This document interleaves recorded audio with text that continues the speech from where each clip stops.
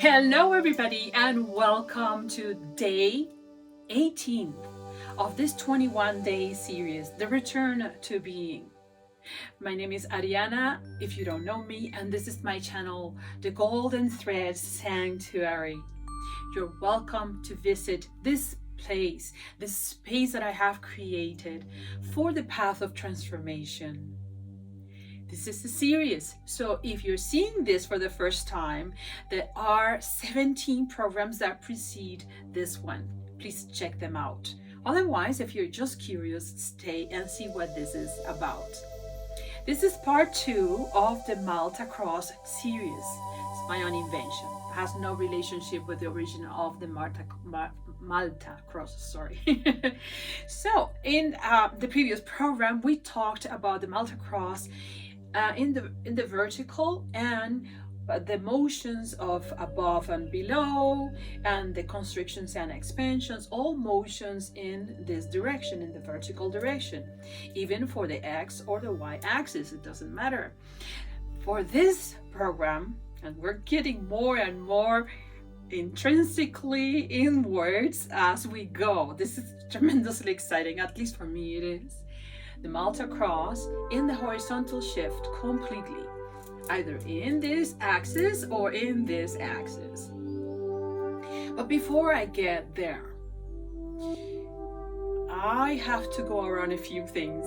And every time I think this is going to be a short program because I know that the videos are getting longer and longer. But think about it. You can pause it and come back to it when you have the real space for the videos. And it is important. What I include is important. So that's why it's here. Who are we really? Each of us. Who are we? We're not the human being that's going through an experience and dies, and that's the end of the game. We are energy beings, multidimensional beings. Wow, that's huge. But as I've always said, I cannot get into too much theory because then we don't get into our practice. And this particular series, is to practice awareness and presence. On what? On who we really are. And this is why I have to touch this. We are multi-dimensional energetic beings. Let's let that settle down a little bit before I continue. So what is all of this about? This experience of being on earth, of being in a body, experiencing all sorts of limitations. Because this is a game and is a very interesting, adventurous and risky game. Why would we play this game? Because when we have everything, the best way to acknowledge and really, really understand the meaning of everything we have is to, for an instance, value it by not having it. Sounds like a contradiction, but think about it in a nutshell, in a lower scale. What are the kinds of things that you wish for? Truly, what you don't have yet. I'm making my point. So here, everybody that is here and is living a human experience have chosen energetically prior to existence to experience the game of limitation. Some of us have come fully equipped with some things that don't belong to this third dimension. We're on the third dimension in the physical experience. Some of us have chosen to make the game as hard as possible because it's more exciting and because we want to acknowledge more of who we already are or what we already have. Stay with me so that I can get to the point that I want to make. So then, how do we play this game? Well, certainly not suffering, certainly not pushing ourselves in a way in which it's impossible for us to play the game. When that happens, beings, we feel defeated by the game and we kind of want to exit the game. So big diseases happen, suicides, and all sorts of things. We don't understand, but we're immersed into the complexity of the game way too more, and we feel powerless. But we are multi-dimensional, endless, powerful beings, experiencing limitation for the sake of the game. What do we have to do then if we want this game to be very interesting, exciting, and fruitful for our soul's expansion, for our multi-dimensional expansion? Play the game with full capacity and fully empowered. The path of transformation, the path of inner transformation, is an empowering path on your inner powers, on your Pandora's arc, to connect it with the previous program. And there are many things to awaken inside ourselves to make this game fully attractive, and to want to create, because this is actually what was the original purpose of all of this. Let's play this game, and the most adventurous of us is, no, the higher the limitation, the better. No, I won't remember the veil of forgetfulness. No, I won't have all of those talents, so limitations in the body.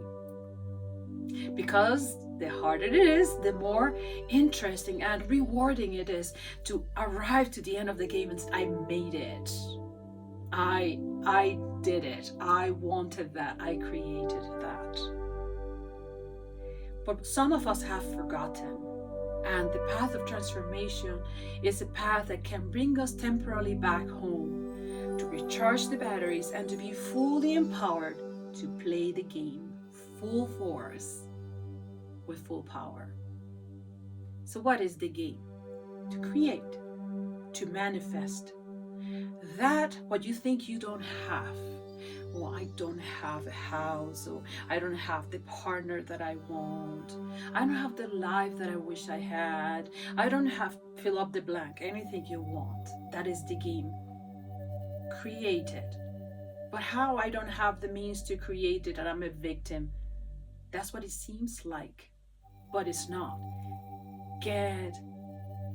Look inside and get in the path of empowerment, and with your full powers, create. So I have to say a few more things before we get into the practice of today and why the Malta Cross in this direction. This practice is centered into our awareness through the breath and timelines. In our dimension, our third dimension, we exist in a linear time expression. What does that mean? That we are always on a given present time. Think about it. This is very easy to actually corroborate with your life. Whatever is past is not right now. Whatever is future, it hasn't happened. We are on a constant movable present time. And the good thing about this is that in the here and now is where our power lies. And by the way, it's not the topic of today, but we're endless creator beings in our power for our own reality creation. We cannot do that for anybody else. Even if we can learn how to heal somebody, the healing will only be a temporary act. Each person is in command of its life and creative power, or lack of it. What's the difference between approaching this game with full power rather than no power whatsoever, the victimhood mentality? That when you are disempowered, you feel that everything happens to you, you're completely in the space of fate. Oh, this might happen, this might not happen. What a bad luck. Oh, what a good luck. But not really. When you are empowered, you say how what, not how exactly, but you say what you want. The how, still part of the mystery. And it's better that way, believe me. But you say what you want. And consciently, you create it. I'm only going to say a few words about that because this is an endless topic and I'm very passionate about it. So it's very exciting, but this video cannot take forever. I want us to really get into the practice. When we are not empowered, we're still creating the reality. Think about that. What kind of reality do you want? The one that you don't really care for, that you feel that is pushing you down, that's making you feel worse and worse, or you want an empowering, rich, adventurous, and creative life? I think the answer is very clear. The last thing, not the first one. So then, empower yourself. I'm going to touch very briefly some of the things that are needed for this manifestation to happen, but as I have said, this could take a whole series on itself because it's quite a deep topic. But I won't leave you just like not out of the context. I will give you a little bit of the context at least, perhaps to get you more excited about this journey. Although we express ourselves in physicality in the third dimension, there are 12 dimensions of existence. And although and beyond, but let's put it at 12, like there are 7 chakras and beyond, but I just left it at 7 because, as I've said, it's quite deep and complex. So let's not complicate too much too fast for this one day journey. So in our earthly expression, we are in the third dimension, living on a temporary moment by moment by moment, and with a memory of the past and a possibility of future that basically is created based on what we see in the past. We're trapped into the dimension of time. But we are multidimensional beings, and this is only the limited expression of who we are. Who we really are, the true self, also called the higher self, has access to all dimensions. And for the sake of manifesting in this realm, so that I don't make this too complicated, I will touch base with the next dimension, the fourth dimension. And it is in the fourth dimension where we create our reality. Be patient. I'll try not to get too complicated, and with your help, I will stay on track. In the fourth dimension, all the possible realities exist, and time doesn't exist in a linear way. It's like multiple now moments that could be created at any given time by choice, by determination, by conscious decision. When we're not aware of this, every single now moment, here and now, we are choosing what's going to become our future. The limitation when we're not conscious is that we think that because the past was this way, this is what's going to happen next. And the ego is so limited on everything that always wants things the same way. It wants the familiar way. It wants what it knows and is terrified of what it doesn't know. But this game really gets exciting and interesting when we say, wait a minute, these rules are really not that great. I'm not having so much fun. I want to have power. I want to not be afraid.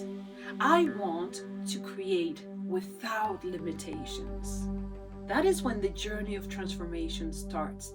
When you can see a high potential inside yourself that you're not manifesting in this reality.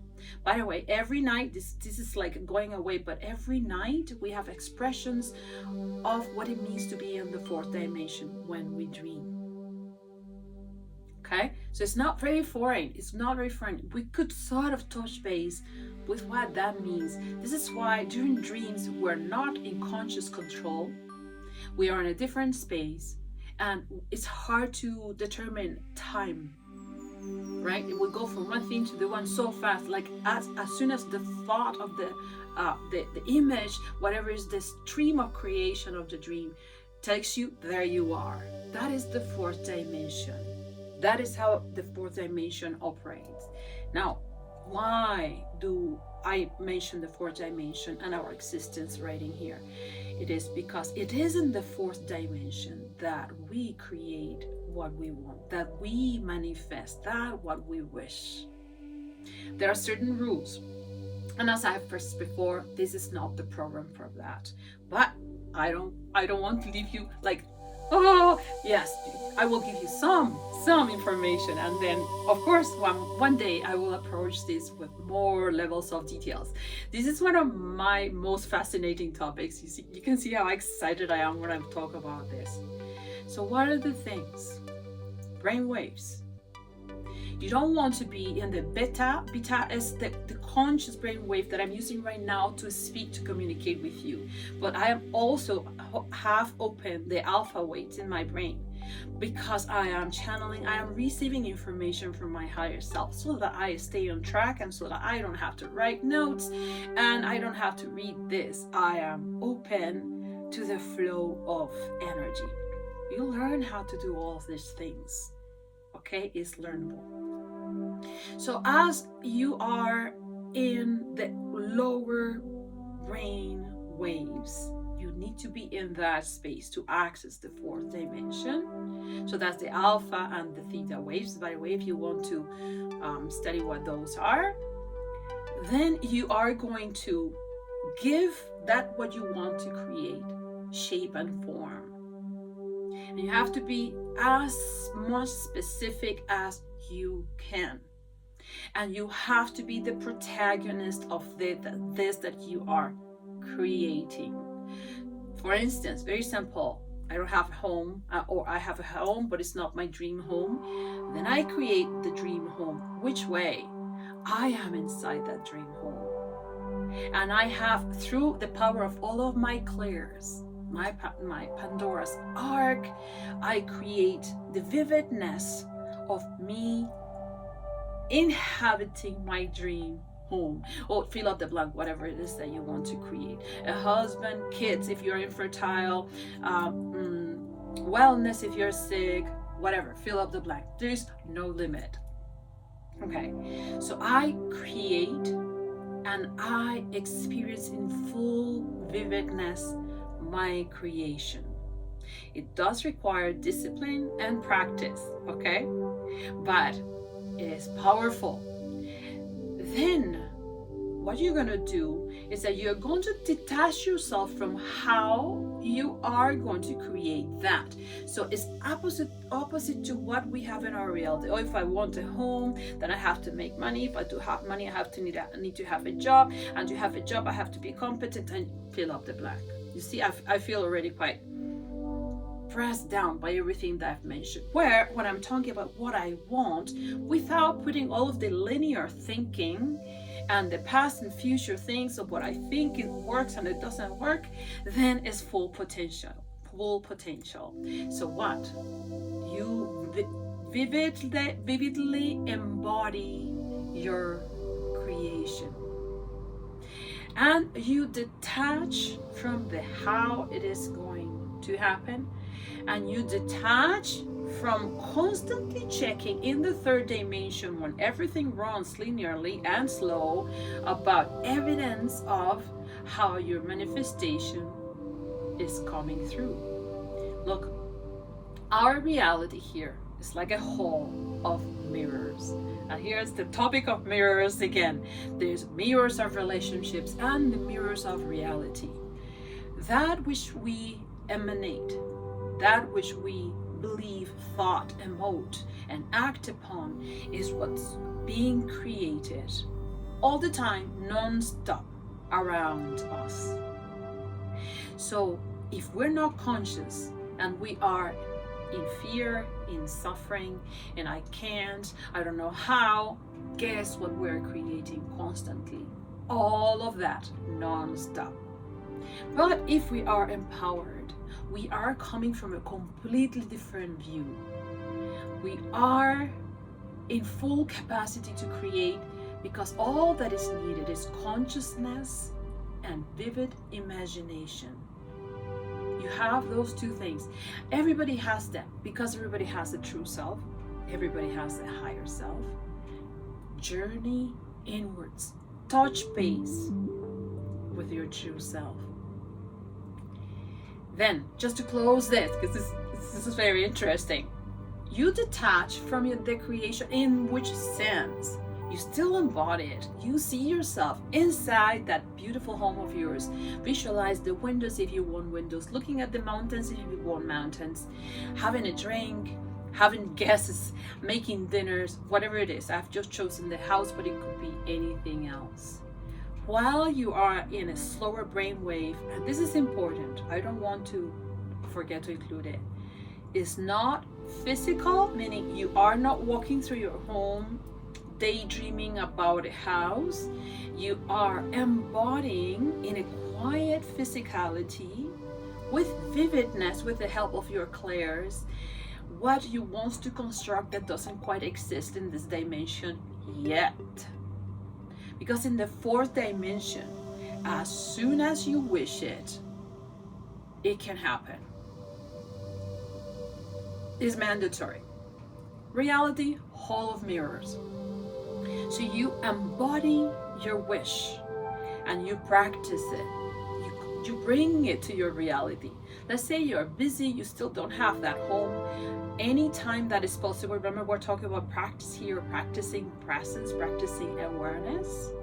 Anytime that you want to touch base with this creation, remember it's important for you to have this dream home. You bring yourself to a quiet space and you inhabit yourself with vividness inside the home. Your facial expressions, the happiness in your heart for being where you are, the smell of the flowers around you, everything with vividness. Your body's quiet, is calm, you're very active in your interior. And one more thing, before going to bed, avoid watching programs that are constantly entertaining you from creating the reality that you want. And when you are in the transition, right in the transition that you're about to sleep, your brain waves are going to naturally slow down. Bring that again to you and allow yourself to transition from the vigil space, being awake, to the dream world, enlivening and living your manifestation fully. And students, if you haven't tried this before, one thing per time, one manifestation per time, you will get better. You will gain more qualities. Then you can work in more than one. But if you have never done this, this is going to seem very weird and foreign till you try it. All right, so as I said, there's way more to say, and there are troubleshootings with this. What are the troubleshootings and all that? Why we don't get our manifestations in place? But that will be another program, okay, because of time. I'll go back to this and how we're going to do the practice. The practice in itself, the essence, what I'm going to say, is actually quite simple. You're going to imagine that Malta Cross is embedded in you, okay? So this x-axis goes here and it goes beyond in my back, and this is the lateral axis in here. I'll do it smaller because of the size of the screen. I probably lost my hands there. Okay, I will do it in here. In this position, and this varies from people to people, play with it. I am going to use this y-axis as past, present, and future. All right. Trapped in the third dimension, our future depends on today and is based on the past. But this is not where we create reality. Nevertheless, if you want to observe, if you want to touch base with these teachings, explore what your life has been so far. Look at your past, look at who you are, what are you embodying, what you're emanating right now. It's very easy to predict your future. That is in this line. Past, present, future. And this line, from here to here, also in the horizontal, is your endless possibilities as timelines. Imagine that from the center, I'm going to put the Malta Cross inside you and use your heart as the center, because our heart is our compass of desire, and every manifestation starts from wishing, from desiring. And I want to say this, it's quite deep. If the wish and desire exists, the manifestation exists too. Fourth dimension, remember? So we just have to get ourselves into the fourth dimension with our wish and manifest it there. Then, well, let me finish this and I will go back. So what happens after you do your let's say, sketching board workshop, creator workshop in the fourth dimension? I'll come back. So what happens? But let me finish this. So endless timelines in here. That means that because we do have an extremely capacity to create, is really endless. So when you're working with this axis, you're going to be careful to look at possibilities and decide. This is why I like the Malta Cross, because the Malta Cross has this beautiful design like this. And we live in the world of duality. So when I am doing this practice, I like looking at the whole spectrum of duality, from light to darkness, or from right to left, whichever way you want to see it. And then I like positioning, where is it exactly that I want my creation, in which spectrum, in which frequency of things, because we need clarity to create, otherwise the creation is not clearly embodied.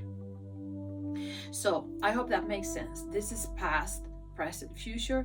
This is endless possibilities, and you can see yourself rotating in different directions. This will always be the endless possibility, and this will always be the past and future, because it's endless. So how are we going to connect this to the breath? There are two ways to do it, depending on where you're more generous. Let's say I am really generous on the exhale. So when I inhale, I center myself into my true self. And you can lighten up the center channel and grow the flowers of your chakra centers. And then in the exhalation, I expand. I expand, and in the expansion, I am in my creation, giving it full details, all of the details that have to do with that creation. So let's say you're actually more generous in the inhale than you are in the exhale at the moment, although this journey is teaching you to work with the full cycle. Then center and expand here. And as you're centering and expanding, you are visiting your creation and giving it details. And as you are in the exhale, you're gonna expand farther and open yourself to more inquiries. Because usually the people that are having more problems in here, I think I'm saying it backwards, so no problems in here, so no, I'm just going to detour. If you can be generous in the inhale but not in here, this is where the manifesting can get a little bit harder. So you are powerful in here. So during the exhale, just simply expand a little bit farther, because you're not going to be able to do full creative power in here unless this gets balanced with this part. Does that make sense? And remember, this is flexible. Play with who you are today in the here and now. Observe your breath cycle, select an angle of work in the horizontal, and explore. So I said that I would go back to what happens after the sort of creative board is in the fourth dimension and this reality. I have said it before, but here's the thing, and it is very important. Because reality is a hall of mirrors, it will have to match our creation. But one of the troubleshootings that happens with manifestations is that we don't quite understand that in the third dimension, everything moves much slower. And at any given time, because we are trapped into the concept of present moment, present time, we can deviate from what we want to create by doubting it, by being attracted by something else, by being distracted by something else. And then suddenly, and out of center, you look at the reality and where's that home that I envisioned and created? Why is it not happening now when I want it? Because now is where we live all the time. So stay away from that. It's like a domino effect. So when the first domino starts falling, this one doesn't know anything yet. It needs time. It needs time, physical time here in the third dimension for it to manifest. What are things that are indicating you your dream manifestation is happening? Open your eyes and observe what's happening with your reality. Everything that we are perceiving, we are ready to perceive. Otherwise, we don't even notice it. And as we practice awareness, our perception widens. So start noticing the changes that are happening around you that you didn't even notice before. And please do not get too engaged with them saying, oh, my manifestation is coming.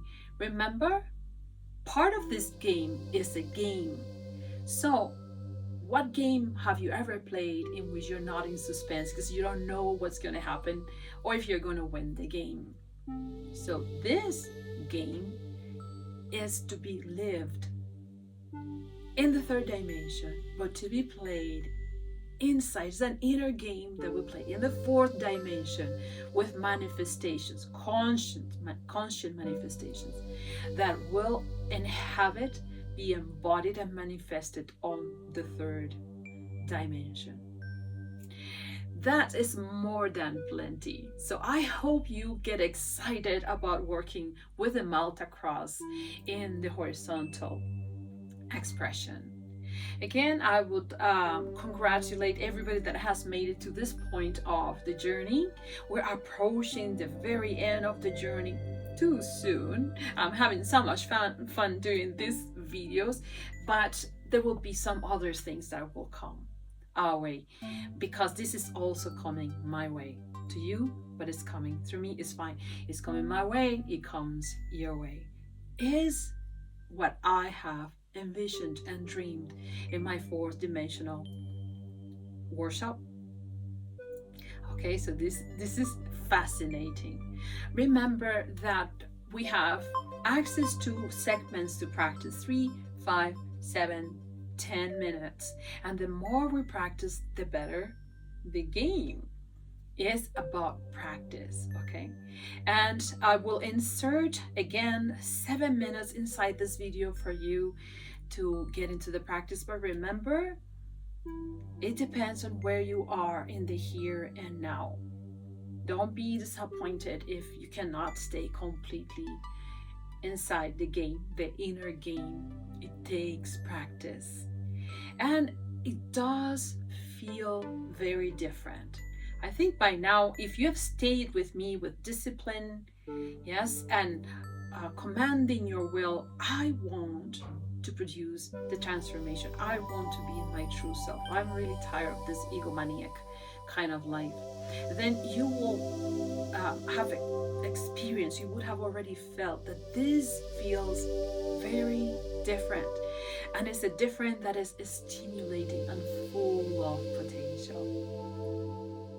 So no more words. I will leave you then so that you practice in here or you practice later. And I will see you again next time on day 19. Lots of love. Hello, and if you're seeing me here now, that means that you have decided to do the practice with me inside this video after having received the instructions. This segment will provide 7 minutes for your practice.